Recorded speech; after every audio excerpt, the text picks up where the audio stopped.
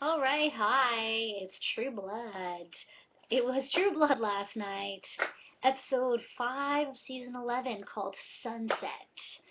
And boy, was it good.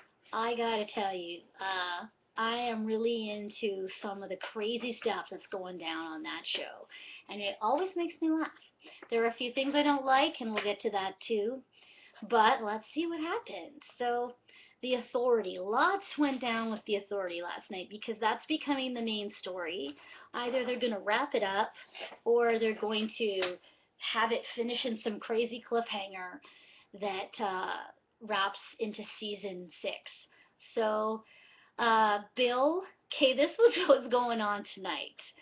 It started off with Bill having a vision of Lilith, and she says, "There can only be one leader, and I choose you."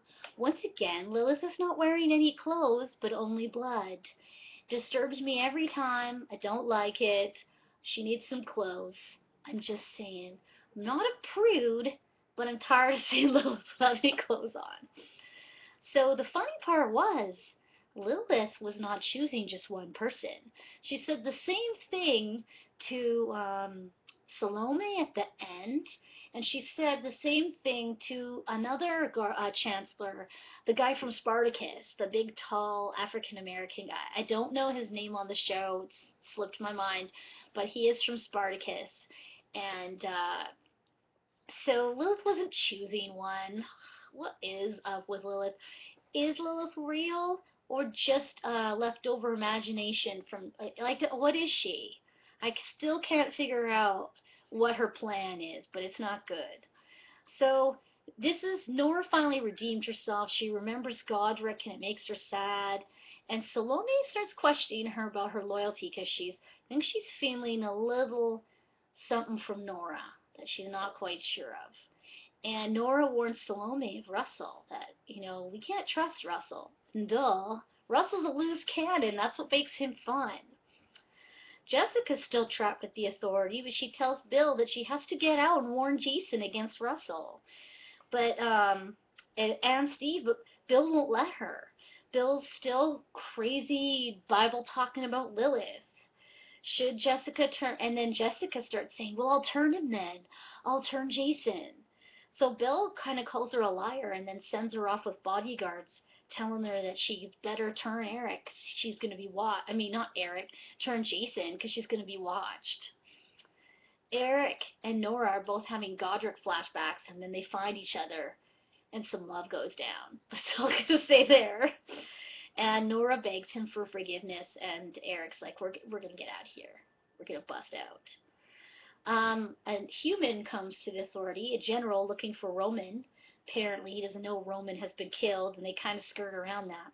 And he says, "Look, man, we know you guys bombed the True Blood factories. We're on to you. And the Pentagon has weapons you haven't even dreamed of that will get rid of you, and we own the day." So, Annie is a video of Russell and Steve uh, uh, having a feast on the fraternity boys from last week. Uh, so Eric kills him. Dude, if you're human walking into a vampire lair, your chances of dying are like 99.9%. So, think about it. So, they all freak that Eric killed this guy, and they're like, "You don't know what you just did." And then Eric's like, "I'm gonna go out there and glamour everybody. They won't remember what happened. It's all cool." Bill doesn't look like he believes him, but Bill gives him an entourage of guards, which Eric and Nora then kill on their way to escape. So they escape. Nora takes off her necklace, and they both fly. And that's the last time we see them in this episode. So I don't know where they went or what they're up to. Um, but yay, Eric is free. I've been waiting for that. Sam and Luna are still at the Authority as mice running around. They do find Emma, and they change into themselves, and then basically get caught by the guards, and Sam volunteers himself as a snack because they're like, "Who wants to be breakfast?" And Sam's like, "I will," because there's a whole bunch of naked people in this jail waiting to be snacked on. So what's Sam up to? Who knows? But he can turn himself into anything. So can't wait to see what he pulls, or who he's a snack for. Because Bill knows him.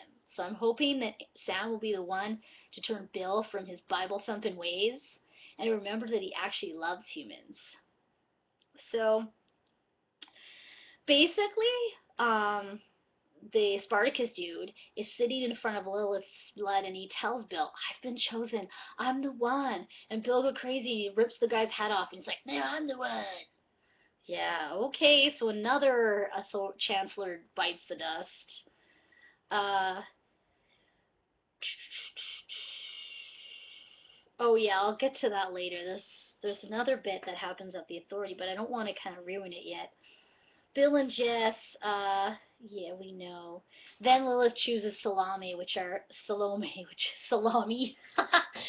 already said. So Lilith is just playing with people. I don't know what she's trying to attempt to do, but it's not good. Fairy storyline.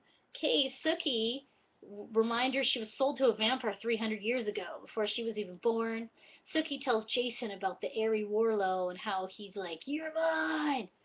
Sookie stays at the fairy bar while Jason goes off to get Russell because everybody is worried. They know that Russell is there. Well, actually, no. I forget what he goes off for. But he meets up with Jessica and her two bodyguards, and she's there to turn him, although not really. You know Jessica's not really into that. So she goes, trust me, and then she bites Jason. And Jason and Jess are in the ground because it looks like Jason's going to be turned a la Terra. But then Jess is like, go! And Jason gets up and shoots the guards with his little wooden bullets and they die. So Jason and Jess are now also free, or so we think. Jason goes off to warn Sookie. And Sookie meets an elder, and she is quite whack. This elder's lived so long, she's kind of living in her own spacey world. And she says that Warlow and Sookie are entwined and can't be unentwined. And Sookie is trying to find out how to deal with that. Jason comes back screaming, and the elders freak out over Russell Edgerton being alive because Jessica tells Jason that Russell is alive. And he tells everybody else. And they're like, what? Russell Edgerton? So Sookie's like, I'm tired of running away. Let's just fight Russell. And Morella's like, no. But the elder says yeah, and that she has a plan. So Jason goes off because he's like the trap for the plan. Russell and Steve show up at the house with Jason, and call him a hunk sandwich, which was really quite funny. Russell glamours him, which is part of the plan, and they find out where the club is. And basically they go there. Russell and Steve go crazy because they can smell the fairies but not see them. And then finally, the elder comes out and she blasts Steve with her fairy mojo, but Russell gets her and drains her and she dies. And then when she's dead, the fairy bar magically appears and he can see all of the fairies. So now it's like an open bar for him because he's like, yeah. Because if you remember, Russell's main goal is to daywalk. That's what he wants to do. So finding fairies is pretty much right up his alley. Sorry, my feet keep going to sleep, so I'm kind of a mover and a shaker.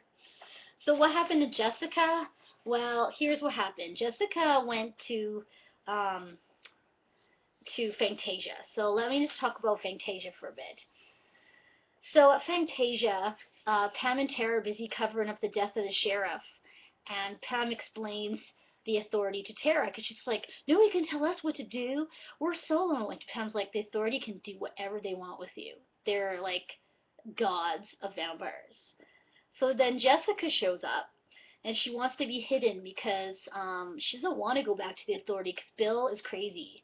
He cray-cray, as my friend would say. So Pam explains to Tara and Jessica that when vampires get together and are together for too long, they do something called nesting, and they kind of lose it in the brain and start to think alike and do crazy things. So Pam tells Jess that that's what Bill is right now. And Jess kind of also tells Tara that she needs a friend, and Tara can be her friend. So there was kind of like this moment with Tara and Jess. Unfortunately, Authority Lady Rosalind, played by Carolyn Hennessy, who is from GH and from Cougar Town and God knows what else, she's an awesome actress, she shows up looking for her progeny, who happened to be the sheriff. She's apparently saw 204 vampires, and this is one of them. And she says, don't you know I would know when my progeny dies? And she arrests Pam because Pam admits to murdering him to protect Tara. And and Rosalind's like, your maker's looking for you to Jessica, and so Jessica's dragged back to the Authority. And in the Authority, it's funny because when Pam is being brought in, Sam is being dragged out, and they kind of have this moment together, and he's like, look after Luna, and she's like, who's Luna? I don't know who Luna is. Shut up, everybody.